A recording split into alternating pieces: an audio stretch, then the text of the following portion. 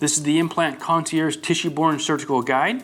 It is obviously used for fully dentureless cases, and most of the time during surgery, doctors elect to use this as a flapless technique.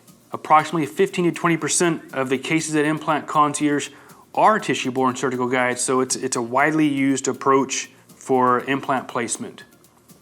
It can be used also for a fixed case, assuming that drill depth can be achieved without bone ovuloplasty. However, its most popular is going to be used for a tissue-supported implant retained prosthetic. The features are that it's very strong. It's going to be about 3 millimeters in thickness. It will cover the entire arch and the palate if the case is a maxilla. And ideally, the tissue-borne surgical guide will also have the teeth cusp, assuming that the ideal dual scan protocol was utilized for the diagnostic data. The first recommendation is always have the patient come in 3 days before surgery and to do a try-on. Go ahead and make sure it's a very stable fit. If there is slight rocking, inspect the intaglio surface. If it's tissue impingement, that's okay because that can be taken care of the day of surgery. The second thing you want to do is go ahead and always refer to the protocol sheet before surgery. So in the protocol sheet, obviously you have all the drilling information, but what you want to pay attention to are the surgical notes and remarks. Anything specific about this case that was covered during the virtual implant planning session would be notated right here for you. So always refer back to the surgical notes before surgery. So let's talk about the soft tissue borne surgical guide during surgery. To position the surgical guide, if you have teeth cusp, which are ideal, have the patient bite down in occlusion so there's a slight blanching of the tissue. With the patient secure and the surgical guide being very stable, go ahead and take your anchor pin drill and place it through the anchor pin sleeve to full depth.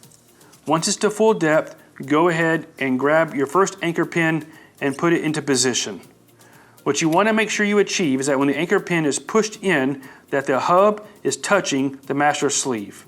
After you have the first anchor pin in position, drill the second and pin it, and then drill the third and pin it. Once the soft tissue borne surgical guide has been fully secured using your anchor pins, it's time to place your implants. Follow the surgical protocol sheet. And the first thing you'll do is that you'll use your tissue punch to remove the soft tissue.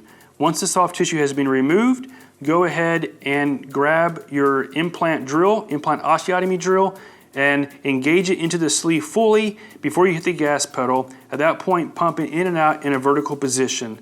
Two things to consider is that one, make sure you stay in a true vertical fashion and avoid dragging. And the second point is to make sure you have plenty of irrigation to ensure the bone stays cool while drilling.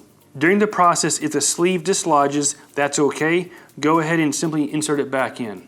Regarding the immediate options for a soft tissue borne surgical guide, one option that is popular is to go ahead and sleep the implants and then perform a soft reline to your current denture. The other option, if you were looking for a fixed solution, is that you can convert your existing denture with a chairside pickup, or Implant Concierge can provide a 3D printed monolithic surgical denture for you. For additional information regarding our soft tissue borne surgical guide, visit our support page or give us a call.